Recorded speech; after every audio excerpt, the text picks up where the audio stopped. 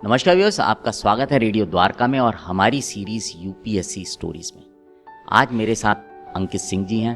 अंकित जी IPS हैं, 2013 batch के officer हैं। अंकित जी, आपका बहुत बहुत स्वागत है। अंकित जी, सिविल सर्विस एक ऐसी सर्विस है जहां पर आप लोगों के लिए बहुत कुछ कर पाते हैं, और सिविल सर्विस करने के लिए कहीं ना कहीं कुछ जहन में पुरानी चीज़ें, पुराने जो है ना पुश रहते हैं, वही लोग आगे जा पाते हैं। सबसे पहले तो जैसे कि आपने अपनी सारी पढ़ाई कानपुर से ही की है, मैं जानना चाहूँगा कि आपके जहन में कब पहली बार आया कि आपको सिविल सर्विस की तरफ देखना चाहिए? ये क्वेश्चन हर सिविल सर्विस एस्पिरेंट से पूछा जाता है और वो हमेशा इसकी तैयारी करता है कि आखिर यूपीएससी के बारे में या सिविल सर्विसेज के बारे में उसको कब एहसास हुआ और वो कब से बनना चाहता है। तो फ्रैंकली स्पीकिंग, जब हम बचपन में पढ़ाई कर रहे होते हैं तो उस टाइम में जो मोटिवेशन और सारी चीज़ें जो हमारे पेरेंट्स हमें बताते हैं, मेरे फादर गवर्नमेंट जॉब में थे, तो बचपन से ही हमेशा से ही उनका ये मोटिवेशन मेरे लिए रहता था कि बेटा, यूपीएससी या सिविल सर्विसेज में जो आपको मौका मिलता है पब्लिक इंटरेक्शन का, सर्विस करने का, वो कहीं और नहीं मिलता है। तो हमेशा मेरा मोटिवेशन मेरे फादर रहे और उन्होंने ही मुझे ये बताया कि सिविल सर्विसेज की क्या अहमियत है। आपने जब अपनी स्कूलिंग की, स्कूलिंग के बाद आप किस जगह गए? मैंने जो 12th किया उस टाइम साइंस को लेकर और मैथ्स को लेकर मेरे मन में काफ़ी ज़्यादा मतलब एक तरह से मुझे था कि साइंस और मैथ्स मुझे करना है, इसमें आगे ग्रेजुएशन करना है, स्पेशली इंजीनियरिंग करनी है। तो फिर मैंने 12th के बाद बीटेक के लिए कॉम्पिटिटिव एग्ज़ाम्स का एग्ज़ाम दिया और साथ ही साथ मेरा यूपीटीयू में हरकोट बटलर टेक्नोलॉजिकल इंस्टीट्यूट है, उसमें सिलेक्शन हुआ और वहाँ से मैंने बीटेक किया केमिकल टेक्नोलॉजी में। स्कूलिंग के बाद आपने बीटेक किया। बीटेक करने के बाद भी क्या वो जो जज्बा था कि मुझे सिविल सर्विस में जाना है, या जैसे फादर ने आपको इंस्पायर किया हमेशा, वो था, या आप चाह रहे थे यार अब ठीक है बीटेक कर लिया, कहीं अच्छी जगह बढ़िया नौकरी कर लूँ? लाइफ में एक स्टेज आता है जब आप थोड़ा सा सिचुएशन कॉम्प्लिकेटेड होती है। वो सिचुएशन मेरे साथ भी आई। बीटेक में 3rd ईयर तक, फाइनल ईयर तक आप एक लाइफ में एज के ऐसी साइकिल में होते हैं जब आपके पेरेंट्स आपको कुछ कह रहे होते हैं, आप कुछ और सोच रहे होते हैं। वो सिचुएशन मेरे साथ भी क्रिएट हुई और मैं 3 चीज़ों में एक तरह से मेरे बीच में ये सिचुएशन आई थी कि मैं मास्टर्स के लिए जाना चाह रहा था और साथ ही साथ मेरे पेरेंट्स मुझे हमेशा से जो कहते थे सिविल सर्विसेज के लिए, और एक ऑप्शन जब आ रहा था लाइफ में उस टाइम पे जब आप खुद अर्न करना स्टार्ट करते हैं, तो वो ऑप्शन भी मिला कि प्राइवेट सेक्टर में जाके आप जॉब करें। तो तीनों सिचुएशन बड़ी कॉम्प्लिकेटेड एक तरह से पोजीशन क्रिएट करती थी, बट थैंक्स टू गॉड कि जिसने मुझे सही राह पे दिखाया और सडन वो एक मोमेंट आया फिर जिसमें मैंने डिसाइड किया कि नहीं, मुझे यूपीएससी की तैयारी करनी चाहिए और सिविल सर्विसेज की तैयारी के लिए मैं दिल्ली आ गया।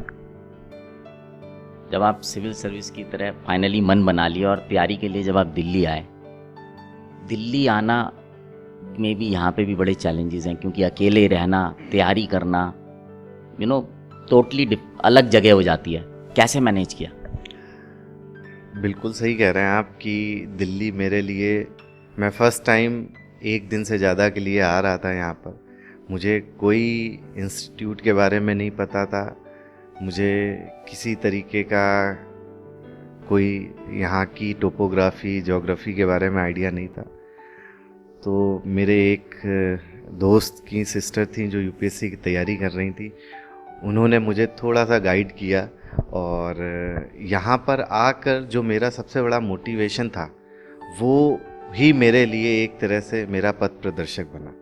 मतलब मुझे सिविल सर्विसेज की तैयारी करनी थी, मेरे पास रिसोर्सेज नहीं थे, मेरे पास संसाधन नहीं थे, छोटा सा कमरा था, प्रॉपर इनिशियल स्टेज में वो हर किसी को फेस करना पड़ता है यूपीएससी की तैयारी में कि आपको होम सिकनेस भी होगी, खाना ठीक नहीं लगेगा, टिफ़िन का खाना वैसे ही उतना अच्छा नहीं होता और कोई रिसोर्सेज नहीं, कुछ नहीं, तो थोड़ा चैलेंजिंग लगता है।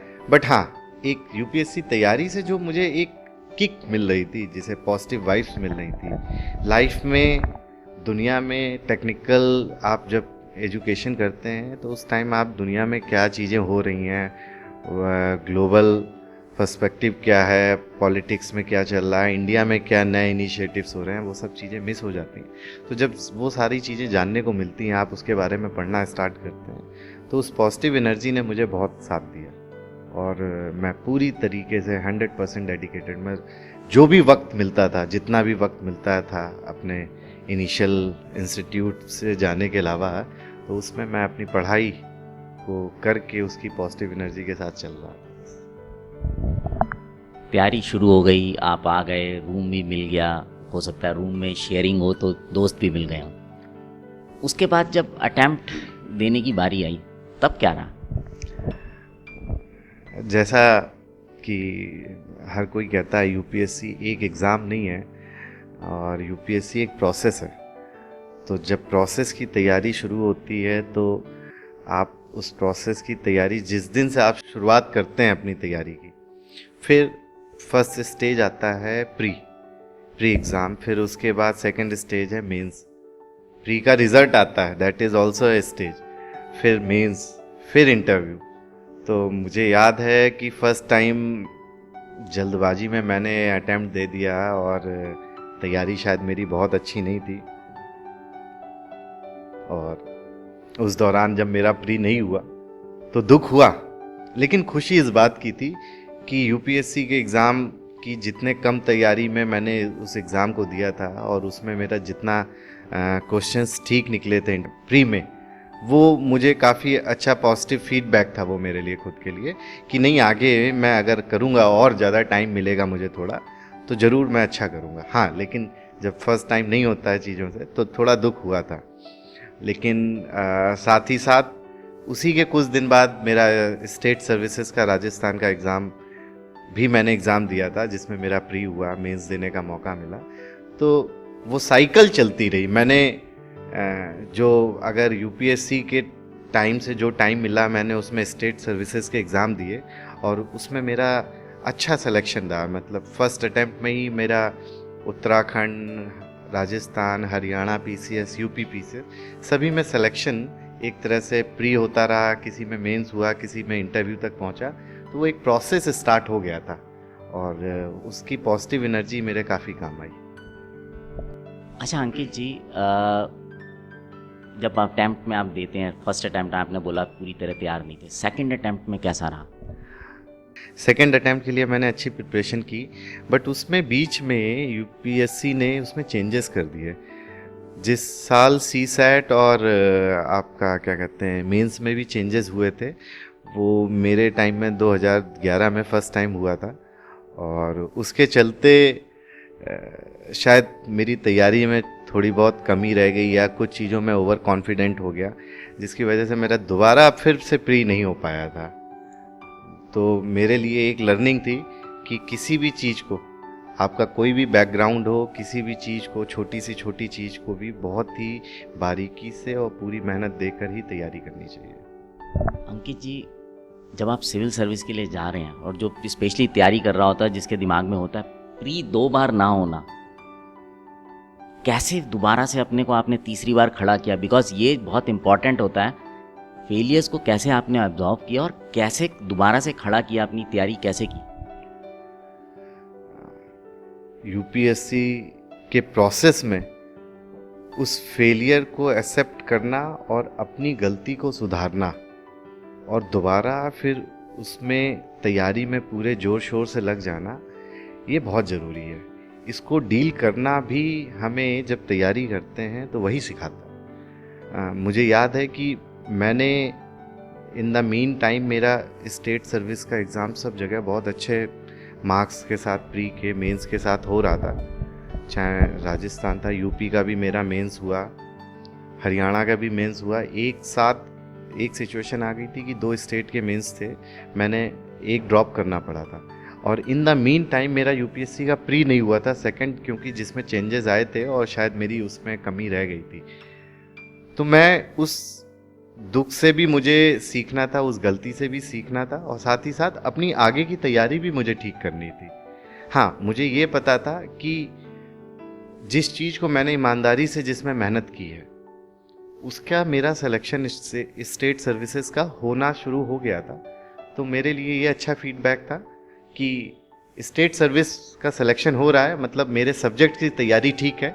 सी सैट में थोड़ी सी कमी रह गई थी जिसकी वजह से मेरा सेकेंड टाइम प्री नहीं हो पाया। तो मैंने अपना पूरा ध्यान फिर से जहाँ कमी रह रही थी उस पर लगाई अपनी मेहनत। उसके बाद जो थर्ड अटैम्प्ट दिया उसमें आपका बिल्कुल थ्रू हो? बिल्कुल, थर्ड अटैम्प्ट में मेरा बहुत ही अच्छे मार्क्स और बहुत ही अच्छे थर्ड अटैम्प्ट में भी मैं कहूँगा कि उस साल भी सिलेबस में काफ़ी चेंजेस हुए, और साथ ही साथ जो पेपर्स थे वो अनप्रेडिक्टेबल थे, ना केवल मेरे लिए बल्कि जो काफ़ी टाइम से मेंस दे चुके थे उनके लिए भी।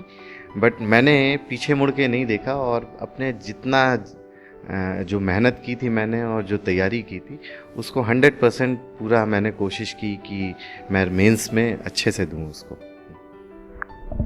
अंकित जी, जब नहीं होता तब भी आंखें नम होती हैं, और जब होता है तब भी आंखें नम होती हैं।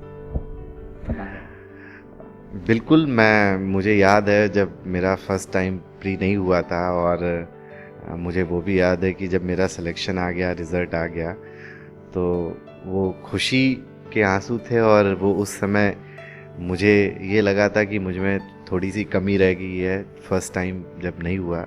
तो वो जो आंसू थे वो उस चीज़ के लिए आंसू थे कि नहीं, इनसे ऊपर निकलना है और अपनी तैयारी करनी है।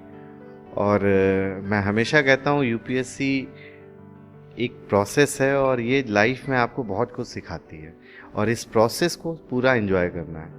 मैंने कभी भी किसी एक दिन भी मुझे ये नहीं लगा कि मैं क्या पढ़ रहा हूँ, नहीं, मैं जो भी पढ़ रहा था मुझे बहुत ही ज़्यादा सीखने को मिला उससे।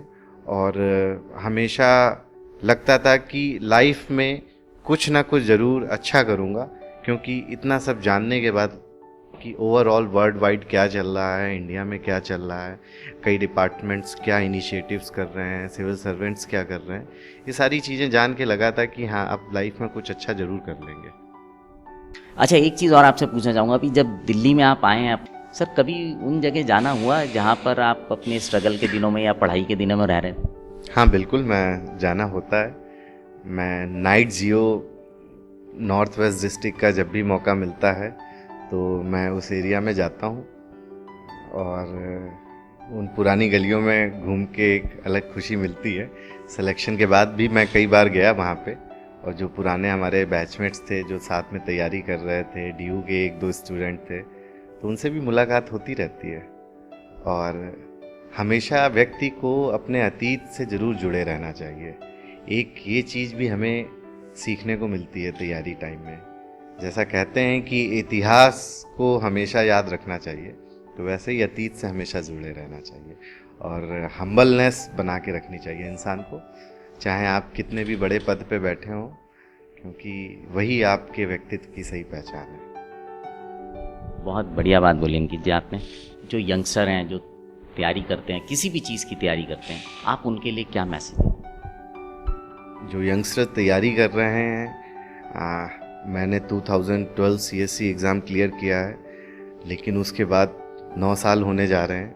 बहुत सारे चेंजेस आए हैं, कंपटीशन टाइम टू टाइम बढ़ता जा रहा है, और उन सभी के लिए तैयारी के वक्त एक जो मैसेज मेरी तरफ से है कि आप अपना 100% डेडिकेशन के साथ तैयारी करें, और फेलियर्स को बिल्कुल भी मत अपने पास रखें, उसको पॉजिटिव वाइब्स की तौर पे लें, और लाइफ में मेहनत करते रहें, और ज़रूर सफलता मिलेगी आपको।